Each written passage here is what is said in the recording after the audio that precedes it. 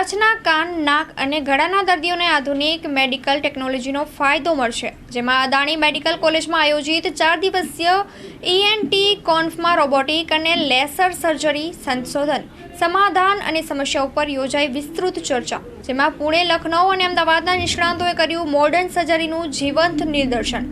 સેમિનારમાં 200 સર્જનો અને PG students જોડાયા હતા. અદાણી મેડિકલ કોલેજમાં યોજાયેલી રાજ્ય કક્ષાની કાન, નાક અને ગળાના સર્જનોની 4 દિવસીય કોન્ફરન્સમાં કચ્છ સહિત રાજ્યના ENT સર્જનો વૈશ્વિક સ્તરની રોબોટિક અને લેસર જેવી આધુનિક ઓપરેશન ટેકનોલોજીથી વાકેફ થયા છે, જેનો સીધો ફાયદો કચ્છના દર્દીઓને મળશે.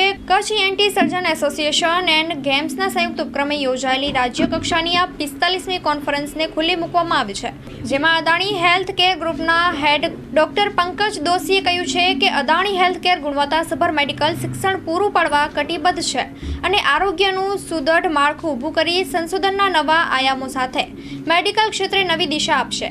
પ્રારંભમાં જીકેના મેડિકલ ડાયરેક્ટર ડોક્ટર બાલાજી પિલ્લાઈએ આવકાર પ્રવચનમાં જણાવ્યું હતું કે આ સેમિનારથી સારવાર સેવા સુચારુ તો બનશે જ, સાથે તબીબો પણ નવી ટેકનોલોજીથી અવગત થશે. ડોક્ટર અજીત ખિલનાનીએ કોન્ફરન્સ અને કચ્છ એસોસિએશનની માહિતી આપી. કચ્છને સેમિનારનું યજમાન પદ મળ્યું તે બદલ આનંદની લાગણી વ્યક્ત કરી હતી.